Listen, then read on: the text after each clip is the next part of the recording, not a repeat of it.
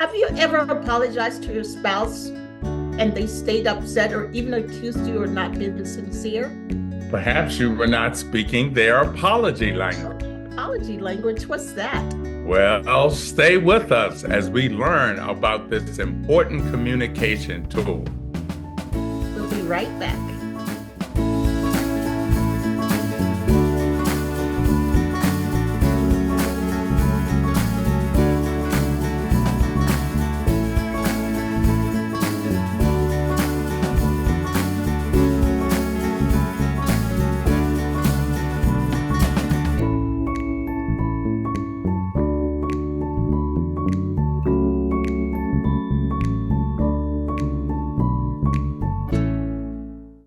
Welcome to this edition of Living a Godly Marriage. I'm your host, Voncille Greene. And I'm your co-host, Melvin Greene. As we talked about in the show opening, in any marriage, there will come a time you will offend your spouse. And when you decide to apologize, you want to make sure it is effective. But how do you do that? Well, Voncille, to answer that question, let me introduce our special guest, Dr. Jennifer Thomas. Dr. Thomas is a clinical psychologist, business consultant, and motivational speaker. Specializing in the five love languages and the five apology languages. She has a doctoral degree in clinical psychology from my alma mater, the University of Maryland, Gold Terps. And she is a co-author with Dr. Gary Chapman of the book, The Five Apology Languages, The Secret to Healthy Relationships. After reading this book, Voncille and I feel she is an apology expert. So thank you for joining us, Dr. Thomas. Oh, it's my pleasure to be with you, and I'm always glad to make new friends and fellow alumni friend. Well, we have a number of questions to ask you, so let's get started. What are the five apology languages and how did you discover them? Well, to start with how I discovered them, it was just like you said in the intro. I had offered an apology to my husband, and he didn't think it was good enough. And so I said, well, what was wrong with it? Well, what's the problem? And he actually didn't think I had apologized at all. And but I said I was sorry. And that wasn't what he was wanting to hear from me that time. And normally he's a pretty easygoing guy. And so I got curious and I said, well, what was it that you wanted to hear me say? And he knew right away. And at this point, I want to pause and invite you and your listeners or viewers to think about, well, what do we often want when we don't get what we're expecting in an apology? Because chances are that your answer will reveal what your primary apology language is. Do either of you have a thought about what you would be looking for in an apology that you often don't get? Oh, absolutely. If I Yeah, tell this story, yeah. um, when Mel and I first started dating, I was talking with him and he wasn't looking at me at all. And I told him I wanted him to, I said, "You're not listening to me." He said, "I am listening to you." I said, "But I want you to look at me while you're listening to me." Mm. So when he apologizes to me, I want him to look at me while he's apologizing to me. That's a good story because our body language is super important, right? Your Mm. eye contact, also not having these crossed arms and looking defensive, all of that sets the tone for the words that you're going to say. Right. And what about you, Melvin? Well, when I took the quiz, I found out it actually confirmed that my apology language is expressing regret. Oh, I want someone to understand how I was hurt by their offense.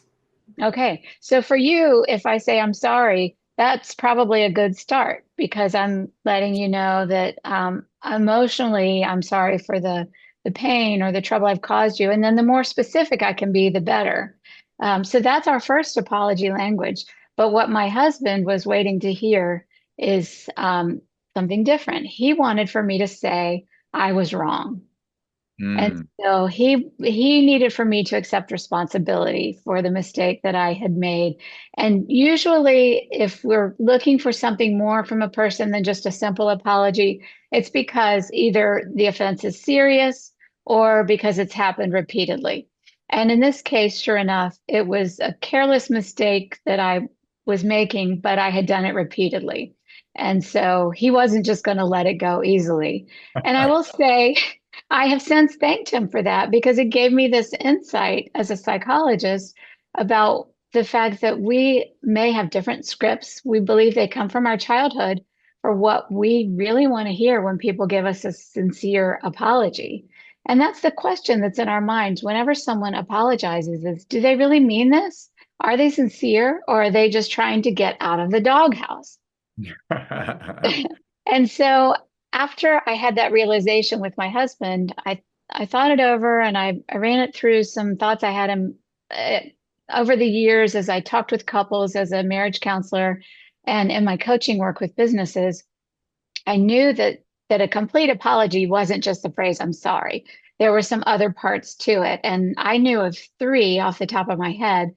Um, and what occurred to me is that it was similar to the love languages in that we had something we were expecting the other person to say or do that they may have no idea about. If with the love languages, as you all know, we're wanting for them to express love or appreciation in a specific way. But it struck me that what I had encountered was someone who wanted for me to express my regret or my saying my bad in a specific way. And so I thought, well, that's really interesting.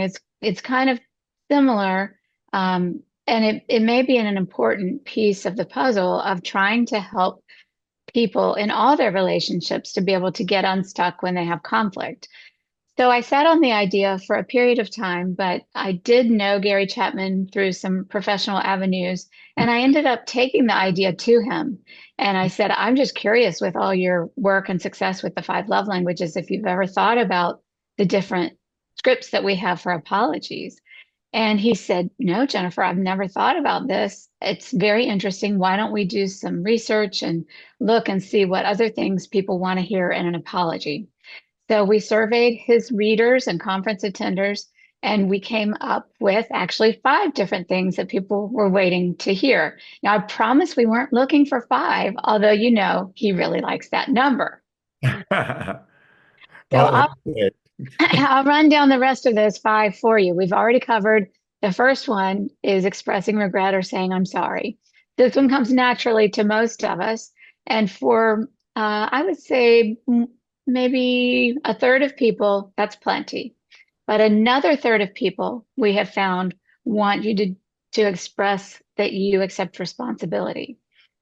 Then we found about 10% of people will say, well, that's all well and good, but talk is cheap. I need to see some action. So those people want us to make amends or make restitution. And this also ties in with AA for your viewers who are familiar with the 12 steps. They'll recognize, okay, yeah, this is one of the 12 steps. If we're going to make our relationships right, we're going to have to go back and fix the damage that we've done.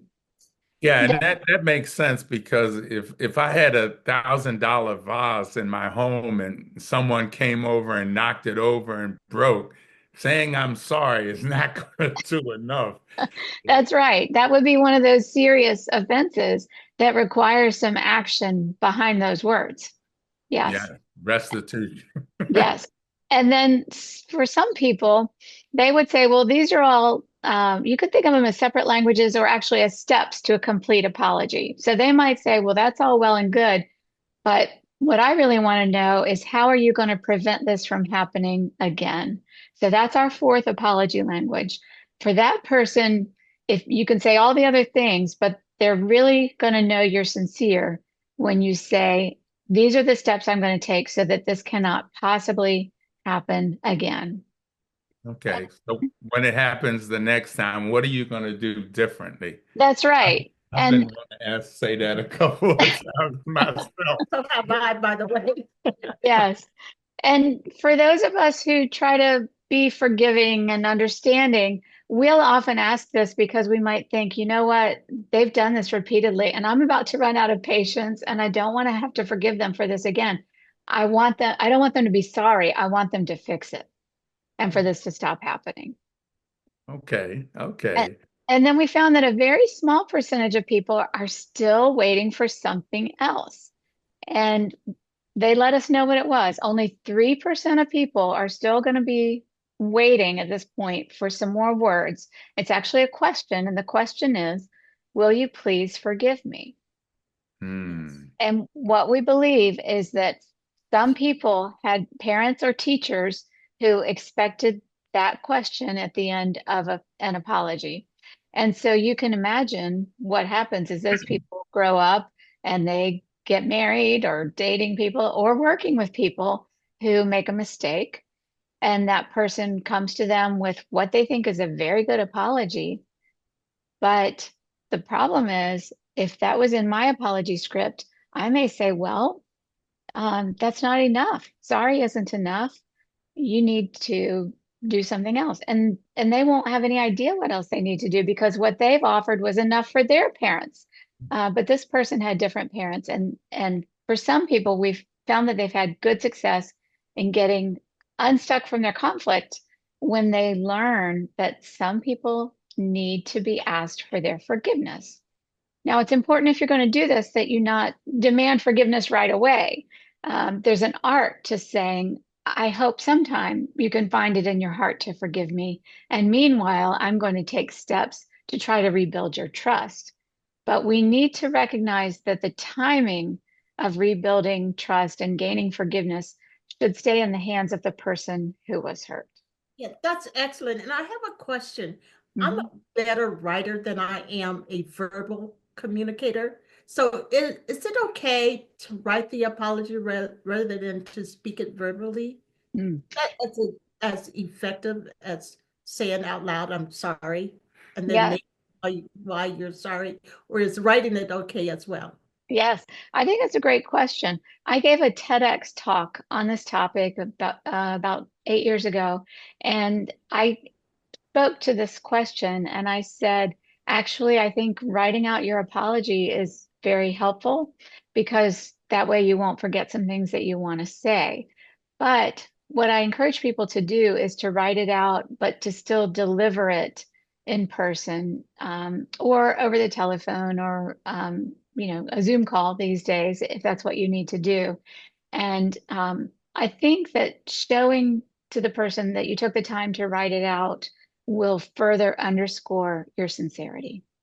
Right. Oh, okay. It's wonderful. Now, I would assume texting is not certainly not as effective as doing it in person or over the phone, because some texts can be misinterpreted.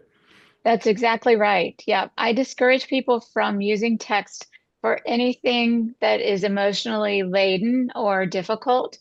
So, for me, texts are only for positive or neutral communication.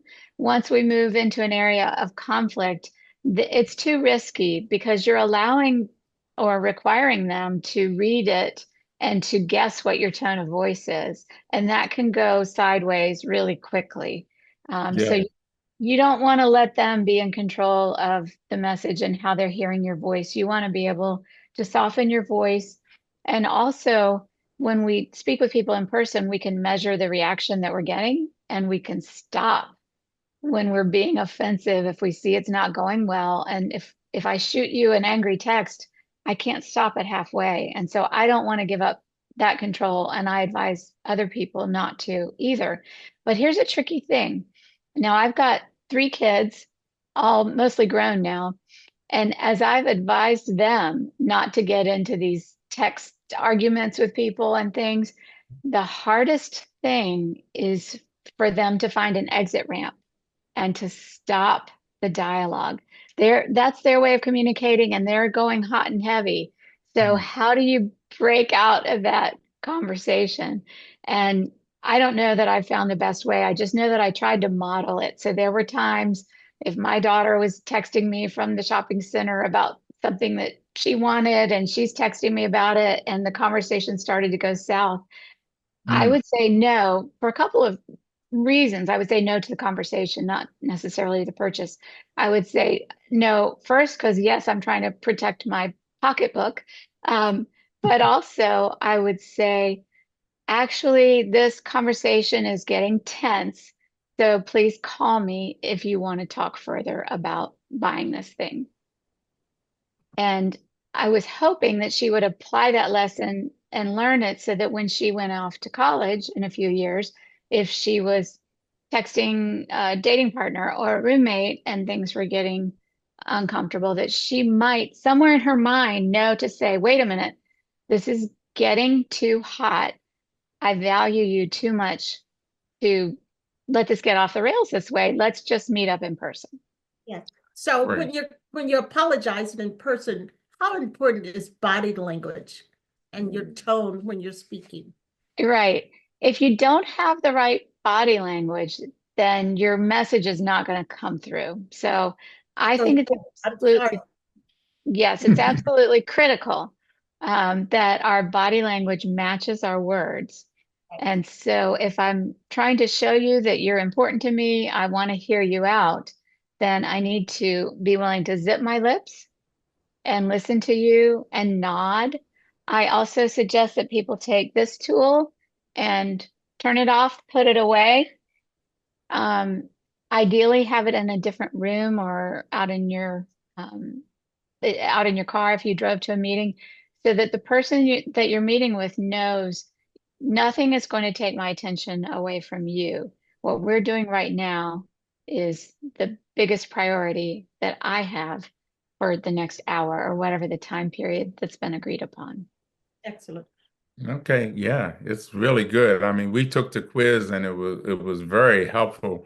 Now I know how to make my apology more effective, but hopefully I won't have plenty opportunity to practice. Well, we have that on tape now. So. Very good. And many couples have different primary apology languages, and that's okay. Yes. Mhm. And then you may match up with your second or third preferred apology language. What about you all? Did your first one have a difference? Your primary? Yes, we did. My expressing regret and yeah, the making restitution was also kind of high with yours as well. Yeah, Mhm. but it really once I was reading her quiz report or description, it really made me say and realize the mistake I had been making. That's why I'm saying it's such a good tool. Mm, And I'm a willing learner, so I was willing to say, okay, let me change and maybe I can use different words or different approaches. And we talked about it. Yes. And uh, and good you for know, you all. yeah, the tool is only as useful as when you're using it out of the toolbox. Yeah. So Mhm. And he's a good talker. So I Good. can learn him. And and I know you're probably going to talk about this, but apology language between a parent and a child. Hmm. I know my mother instinctively knew my apology language. I mm, remember there was a time I rushed home from school. I was at the age where I could start learning how to drive, and I wanted to take driver's education. And I rushed in the house. I was very excited and asked for the money. And she was not pleasant. She raised her voice, which really hurt my feelings. And so I stormed upstairs and slammed my bedroom door. And shortly thereafter, I heard the footsteps on the stairs. And I thought I was in trouble, big mm, trouble, because that is not something we would do in our home. Mm. And she opened up my bedroom door and she said, I'm sorry, mm. and gave me the money I needed to take driver's education. And so Wow. yeah, so she made restitution. That's good. And I love that she modeled how to apologize to you. That's one of the best things that we can do as parents and grandparents. And if people don't have kids, then as aunts and uncles or community members, that we need to be showing others how to apologize, and elevating leaders who are willing to admit when they make mistakes and who are willing to humble themselves. And ultimately, if you think about who are the people that you respect the most in your life, chances are that they're not people who are defensive and push back. We actually really respect people who are willing to admit it when they've made a mistake. Yes. Yes, definitely, definitely. Now, why is it so hard for people to apologize to their spouse? It's just you're going to have differences, you're going to have disagreements, high volume discussions, but why is it so hard to apologize? I think the roots of this are in our childhoods. We're really all grown up children, with those memories of what it was like when we were younger and also habits that we developed. So if Mm. we had a child who, I'm sorry, when we were children, if we had a parent who was forgiving when we made a mistake, then we might have learned that it's okay to admit our mistakes and we can go from there with our partners. But it's quite different if we had a parent who gave us the message, not just you made a mistake, but you are a mistake or you are bad. If they were shaming, then we learned very quickly to cover up our mistakes and literally to hide away, hide ourselves, hide our mistakes. And those old habits come into our new relationships. And so you'll see some of that behavior in your partner if they don't anticipate that grace and mercy is what they'll receive when they do apologize. And so I often work with people and help them to take baby steps of trusting each other to admit your mistakes, offer apologies that hit the mark and that are complete, better than the apology that I tried to give my husband that night.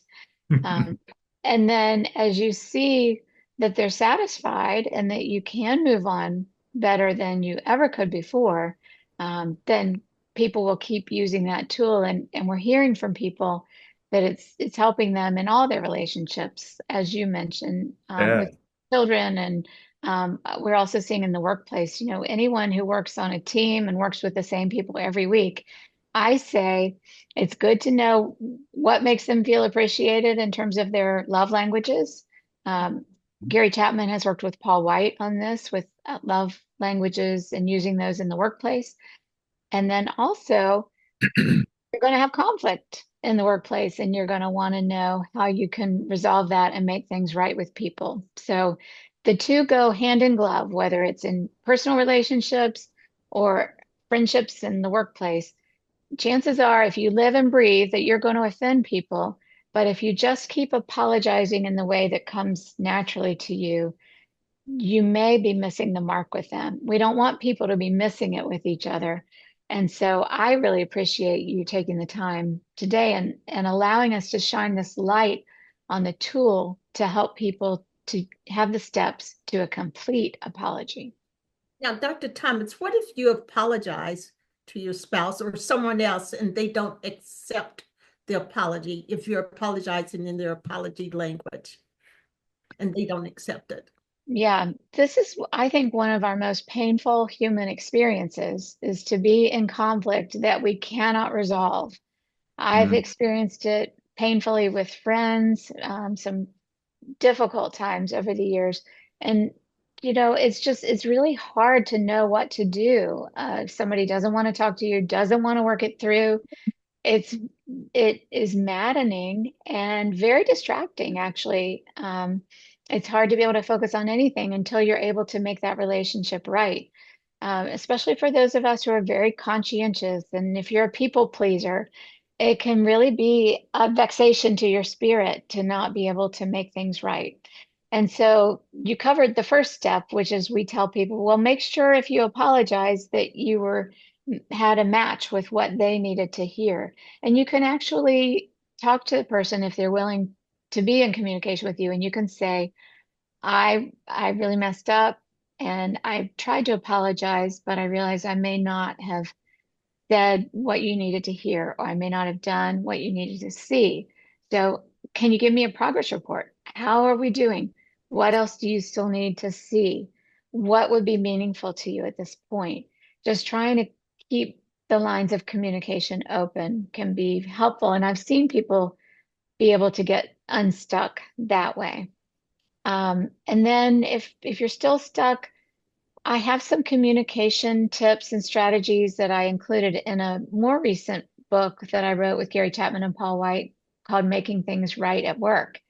And in that we talk about some of the standard suggestions around communication, like again, zipping your lips, hearing them out, instead of trying to make your points, take the time to restate what they're saying so they know that you understand where they're coming from.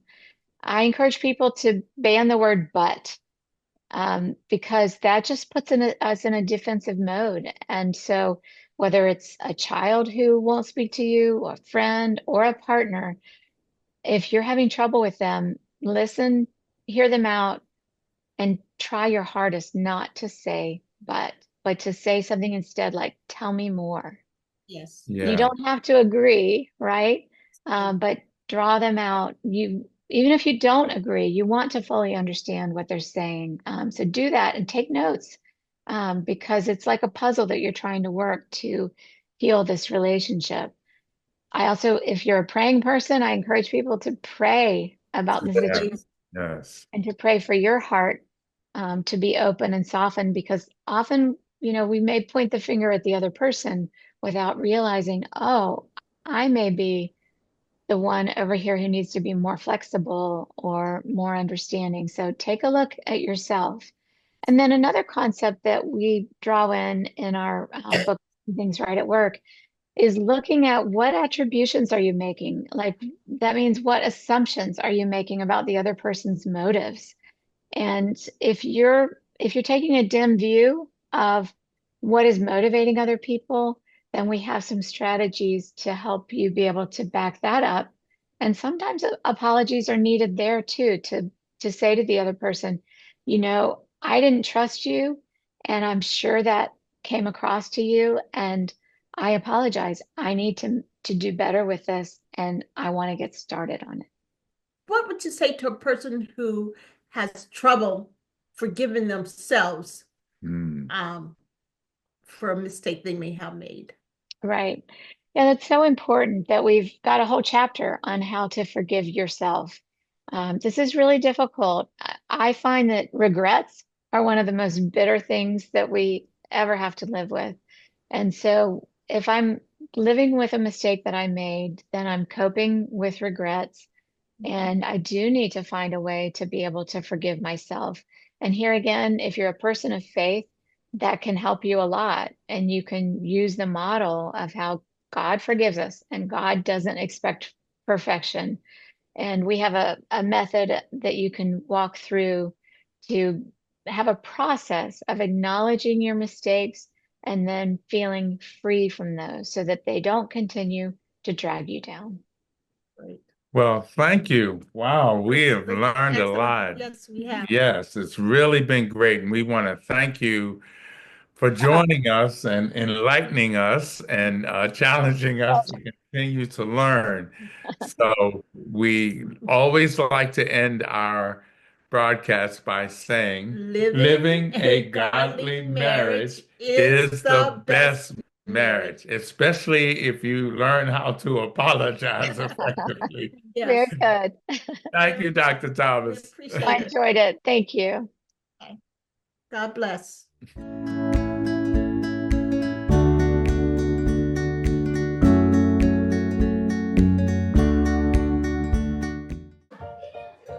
A lot of things feel out of control these days, so it's time you pick your battles. Skip playing referee in the morning. Skip laundry this week. Skip game limits today. Skip cooking tonight. New realities require new routines, and it's okay to skip some of the old ones. But don't skip your preteens' well visits and recommended and catch-up vaccinations. Without the letters A, B, and O, there's no mom. There's no Brittany. Because A's, B's, and O's determine your blood type, and we're missing all of them. Schedule your donation at redcrossblood.org.